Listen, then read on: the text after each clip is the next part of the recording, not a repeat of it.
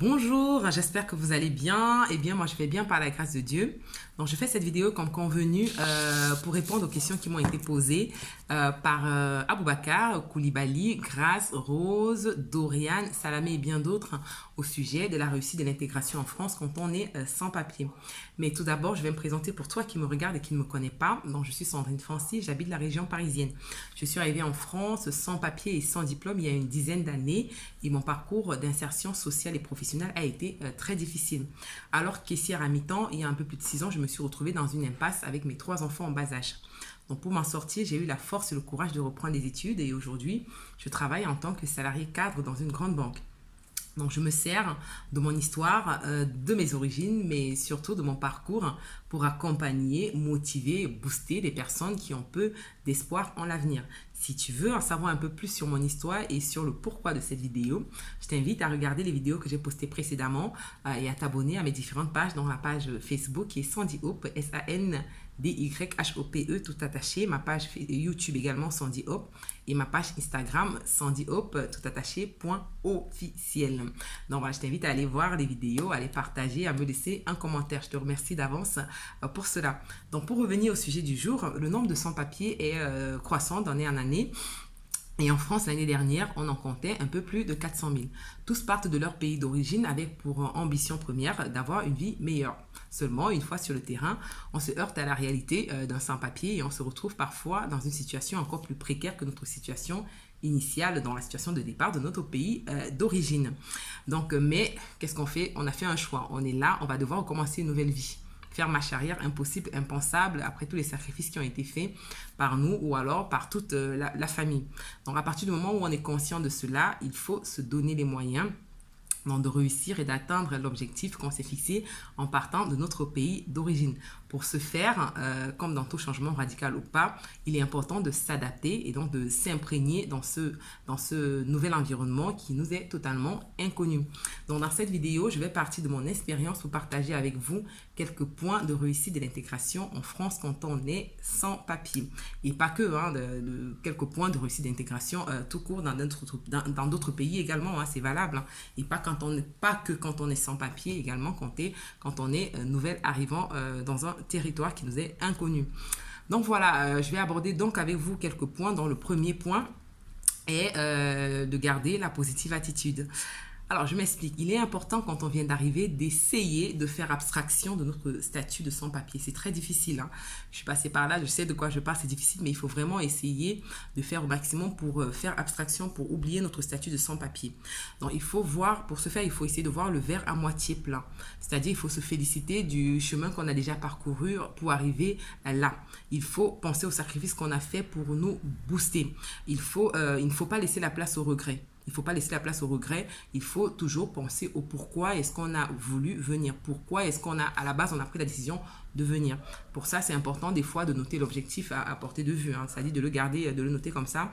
En première page, de le garder dans notre Bible, dans le Coran, dans le téléphone. Et quand ça ne va pas, d'aller de temps en temps jeter un coup d'œil là-dessus pour nous redonner la force, pour nous remotiver comme ça à avancer pour atteindre notre objectif. Donc le premier point, c'est donc de garder cette attitude, cet esprit positif, d'essayer du moins de le garder. Alors le deuxième point à aborder, c'est vraiment le fait de rester en communauté, mais pas toujours.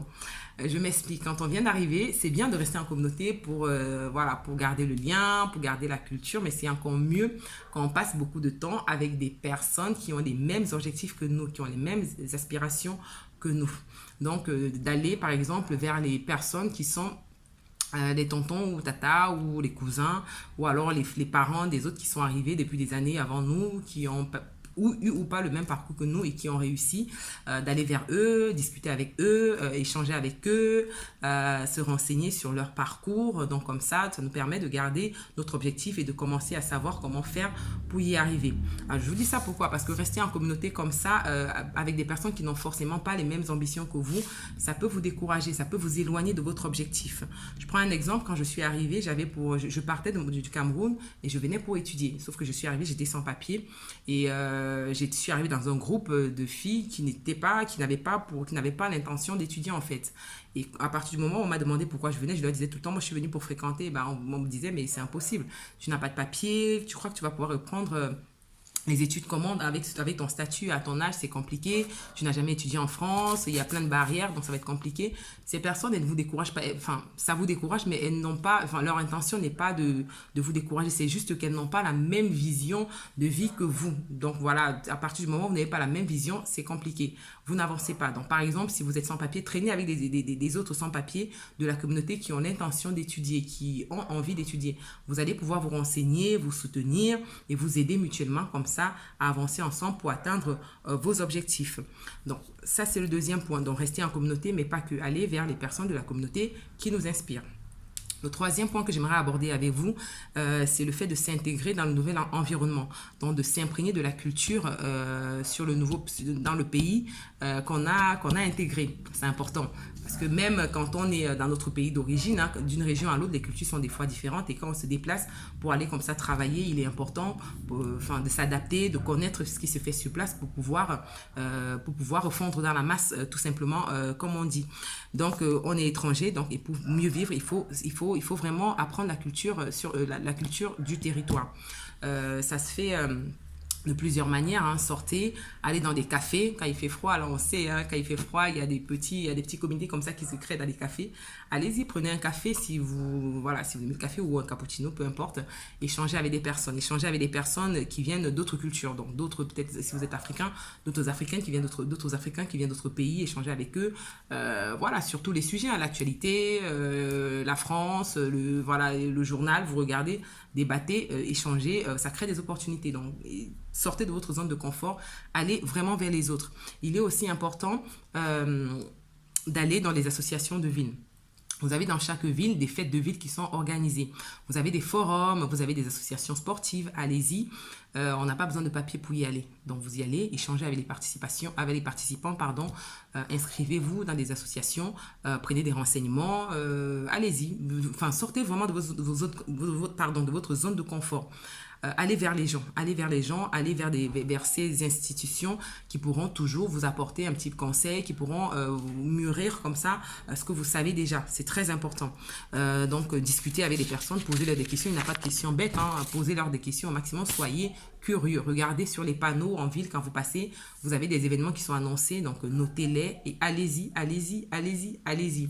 Donc, le quatrième point que j'aimerais aborder avec vous, c'est le fait de construire son réseau au fil de l'eau.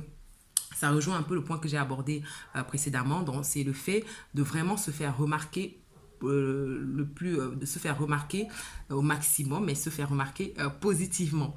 Donc, je vais prendre l'exemple d'un forum. Vous allez à un forum, échanger avec les participants, les exposants, les participants, les exposants, discuter avec eux si c'est un sujet qui vous intéresse. On va prendre par exemple l'exemple d'un forum sur le sport ou alors autre chose. Allez-y, si ça vous intéresse, discutez avec ceux qui exposent, prenez le temps d'échanger, demandez les coordonnées que vous gardez, demandez quelles sont les modalités d'inscription pour faire partie de l'association par exemple, et à la fin de l'événement, généralement, proposez votre aide pour ranger. Attention, c'est pas se faire marcher dessus, proposez votre aide. Demandez la date du prochain événement et allez-y, assistez, parlez, renseignez-vous. Donc, le cinquième point que j'aimerais aborder avec vous, c'est le fait de rencontrer des associations d'aide aux sans-papiers. Donc, il y en a plusieurs en France. On a la CIMAD, on a France Terre d'Asile, Petit Frère des Pauvres, on a Droit Devant, on a même une association de sans-papiers à Montreuil. Donc, généralement, il y en a dans toutes les villes. Mais bon, après, vous avez la chance de trouver plus d'associations dans les villes où il y a beaucoup plus d'immigrés. Donc, allez-y et rencontrez ces associations-là. Vous pouvez également rencontrer des associations qui sont dédiées à l'accompagnement des personnes en situation de précarité, donc pas que les sans-papiers. Vous avez les CCAS dans les mairies, dans les centres communaux d'action sociale. Donc, allez les voir. Échanger avec eux. Vous avez également le service juridique, vous pouvez aller échanger avec eux. On n'a pas besoin de papier pour y aller, hein, pour prendre des renseignements. On n'a jamais eu besoin de papier pour ça. Donc, allez-y, échangez avec toutes ces personnes-là. Il est aussi important de solliciter des associations. Vous avez plusieurs, les Restaurants du Cœur, le Secours catholique, le Secours populaire, la Croix-Rouge. Donc, allez-y en tant que bénéficiaire, demandez de l'aide quand vous n'avez pas. L'aide alimentaire, ils vous proposent l'hébergement d'urgence, ils vous proposent également de l'aide même pour vous habiller, ils vous proposent. Donc, allez-y, mais pas seulement en tant que bénéficiaire. Quand vous arrivez, faites-vous remarquer positivement. Je prends un exemple, vous allez au Restaurant du Cœur pour solliciter l'aide alimentaire, vous avez des jours qui sont dédiés comme ça à la distribution des repas. Mais renseignez-vous sur les jours de réception des colis. Donc, proposez aux encadrants, voilà, votre aide physique pour aller porter les colis, les ranger. Voilà, vous pouvez même proposer votre aide administrative si vous parlez un peu mieux français que les autres. Demandez d'être là, présent. Dites-leur que vous avez du temps disponible, que vous pouvez venir aider, par exemple, lors des inscriptions, à inscrire des personnes qui parlent pas très bien français, à jouer l'interprète entre eux et ces personnes-là. Donc, proposez votre aide. Soyez toujours force de proposition vis-à-vis de ces personnes-là. Ça aide. C'est comme ça que vous allez construire votre réseau au fil du temps. Donc, quand vous y allez, comme je disais, faites plus que ce qu'on attend de vous. Donc, n'allez pas seulement prendre et partez. Non, allez-y vraiment et prenez le temps d'échanger avec ces personnes-là. Alors, qu'est-ce qu'on peut faire d'autre? Qu'est-ce que je disais d'autre? Voilà, si vous parlez, comme je disais, vous avez plein d'associations aussi, j'allais oublier, qui sont là pour vous apprendre à parler le français. Donc, dans ces associations-là, dans le Restaurant du Cœur, Croix-Rouge et Emmaüs également, vous avez des pôles qui sont dédiés comme ça, où des bénévoles viennent et apprennent à parler français. Donc, si vous parlez mieux français, comme je disais, allez-y et proposez de jouer l'interprète entre ceux qui arrivent et les bénévoles qui sont là. Donc, c'est très important. Hein. Ils sont très preneurs, ils sont très demandeurs de ça dans les associations.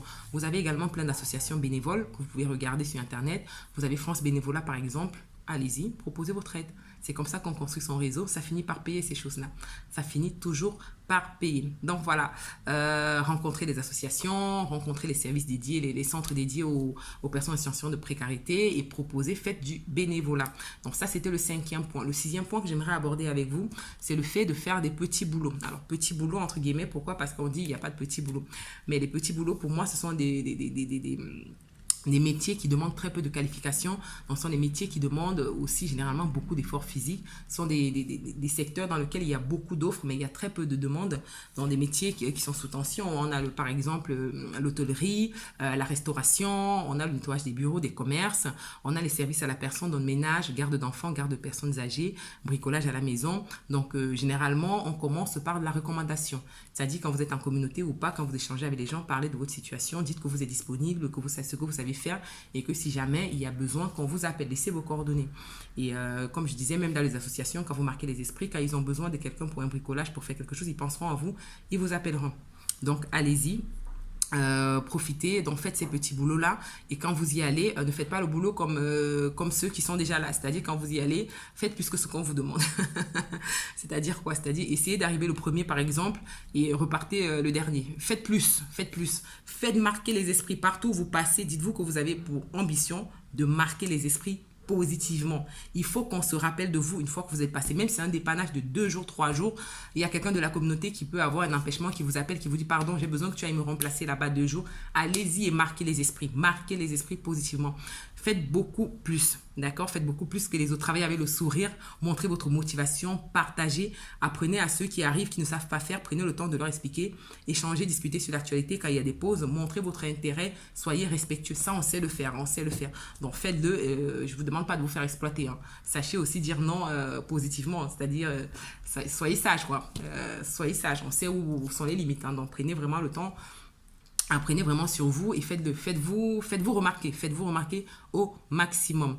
Voilà, par exemple, je vous prends un exemple. Quand je suis arrivée, quand on était femme de chambre, on était un groupe de filles, on travaillait dans un hôtel. Donc, c'est des hôtels premier prix en France. On était nombreuses, on était payées. Enfin, je prenais le temps de faire un poste dessus, on était payé 1 euro la chambre. Donc, il y a des jours où on arrivait, il y avait 13 chambres, on était 3 filles. Ou 4 filles, donc faites le calcul, il y a une chambre en plus, parfois on se bagarrait pour avoir la chambre en plus, pour avoir 1 euro. Donc ce qu'on faisait, généralement quand j'étais à l'étage où le gérant de l'hôtel était, moi je passais l'aspirateur, quand la porte était un peu entrouverte, je leur demandais s'ils avaient besoin d'un coup d'aspirateur, j'entrais passer l'aspirateur, je proposais mon aide, je partais plus tard, je nettoyais même les portes quand ils sortaient, juste pour être vus. Et croyez-moi, des fois, quand il y avait peu de chambres, il disait à notre responsable, à celui qui nous embauchait pour nous envoyer travailler là-bas, tout des sans-papiers là, il lui disait, il n'y a pas de chambre, et on m'appelait, on me disait, Sandrine, tu peux venir, il y a quelques chambres, et j'allais travailler.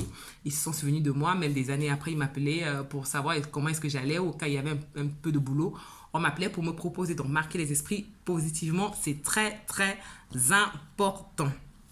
Donc voilà, le 7e point que j'aimerais aborder, c'est le fait de postuler. Vous allez me dire, mais comment postuler quand on n'a pas de papier? On peut postuler, candidater. Quand vous allez par exemple pour un dépannage dans une entreprise, n'hésitez pas à déposer votre candidature. postuler. Même si vous avez un refus, c'est pas grave, vous allez apprendre vous allez apprendre du motif de refus. Donc n'hésitez pas à envoyer vos candidatures. Nous avons la chance d'avoir Internet en illimité. Nous avons des médiathèques aussi où il y a des postes d'ordinateur avec Internet illimité. Vous pouvez y aller à la médiathèque, à la bibliothèque, à la médiathèque dans des villes, les bibliothèques, où il y a juste besoin d'une carte pour s'inscrire. On ne vous demande pas vos papiers. Généralement, si vous avez une attestation d'hébergement, c'est suffisant. Donc, vous y allez, vous vous installez, vous recherchez les offres d'emploi dans le secteur qui vous intéresse, généralement dans les secteurs sous tension que j'ai cités plus haut. Donc, postulez, envoyez votre candidature. Vous allez avoir des refus, mais prenez, analysez-les. Postulez. Ayez confiance en vous, croyez en vous, priez beaucoup, mais surtout donnez-vous les moyens. Donc allez-y, n'hésitez pas vraiment, postulez et un jour la chance vous sourira. Alors, qu'est-ce que j'allais aborder aussi avec vous? Oui, il y a une citation qui est très importante que j'aimerais partager avec vous. C'est une citation de Franklin Roosevelt qui disait, il est dur d'échouer, mais il est encore pire de n'avoir jamais tenté de réussir. Donc, si vous ne tentez pas, vous ne saurez pas. Envoyez des candidatures, ça ne coûte rien, on peut postuler en ligne, il n'y a pas besoin de thème, il n'y a besoin de rien. Allez-y en ligne, vous téléchargez votre CV et une lettre de motivation et vous balancez. Tentez, on ne sait jamais. Tentez, candidatez, d'accord? Tentez, candidatez. Donc, croyez-moi, il y a des personnes qui vont se moquer de vous. Vous allez avoir des refus catastrophiques. Vous avez des portes qui vont vous être fermées, même claquées au nez. Mais bon, les bonnes personnes existent. Vous arriverez peut-être à la bonne personne et elle vous donnera votre chance. Donc, il faudra peut-être que vous essuyez beaucoup d'échecs avant d'y arriver. Mais bon, persévérez, ne vous découragez pas. Alors, il est aussi important, pour finir de dire, il est aussi important de déclarer vos impôts chaque année. Donc, il est important de garder les preuves de votre présence sur le territoire français.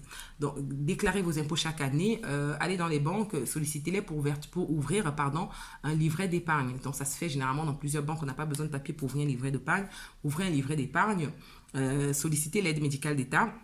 Et gardez les preuves dans la carte de transport. Vous gardez les preuves. Voilà, si jamais vous avez des refus pour les candidatures qui ont été postées, qui ont été envoyées, gardez toutes ces preuves-là. Ça vous aidera le moment venu. Parce que voilà, en France, on a des lois. On a des lois qui sont strictes, mais on a par exemple une loi qui va dans le sens, qui va dans notre sens, qui va dans le sens, comment on dit ça, d'intégration des personnes qui sont en situation irrégulière et qui seraient restées sur le territoire français pendant un certain nombre de temps, donc pendant 5 ans, et qui auraient, par exemple, travaillé un peu plus de 8 mois. Donc ça, c'est la circulaire de 2012. Donc voilà, c'est important donc de garder tout ça. Et comme je disais tantôt, nous avons la chance d'être dans un pays de droit. Voilà, les règles sont là, elles ne sont pas figées, il y a des exceptions. Chaque situation est particulière. Il y a des exceptions et vous pouvez être cette exception-là. Donc des personnes que vous aurez marquées peuvent vous aider à devenir cette personne exceptionnelle, à cette exception à qui on apporte la régularisation. Donc on le voit dans les journaux, parfois on va dépanner quelque part. On connaît l'exemple de ce boulanger, de ce jeune apprenti boulanger qui est parti en dépannage chez un boulanger, mais qui à la fin travaille tellement bien. Le patron a pris sur lui, il a pris le risque de les déclarer. Donc les personnes que vous aurez marquées de votre réseau seront prêts à prendre le risque de vous déclarer, et même si ça ne marche pas, ils feront ce qu'il faut pour. C'est-à-dire, ils mobiliseront votre entourage, d'autres collaborateurs pour faire entendre comme ça que vous êtes quelqu'un de bien, quelqu'un dont la France a besoin, et donc vous pouvez par ce biais-là obtenir votre régularisation. Donc vous savez ce qu'il faut faire, vous savez, la balle est dans votre camp, vous savez ce qu'il faut faire, à vous de jouer. Ne vous découragez pas, persévérer. Donc, en tout cas, moi, je vous souhaite beaucoup de courage parce que voilà, si j'y suis arrivée, si beaucoup de personnes y sont arrivées, et ben, vous pouvez y arriver également. Donc, voilà, j'en ai terminé pour cette vidéo. Si elle vous a parlé, si c'était intéressant, faites-moi un retour, laissez-moi un commentaire, un j'aime, un petit cœur. Donc partagez au maximum cette vidéo et n'oubliez pas, abonnez-vous à mes différentes chaînes. Donc je prendrai le temps, comme ça, comme je le disais au départ, de faire des vidéos pour aborder comme ça plusieurs autres thèmes, tout simplement. Donc voilà, c'était Sandrine Fancy, rêvez, osez, mais surtout réalisez-vous.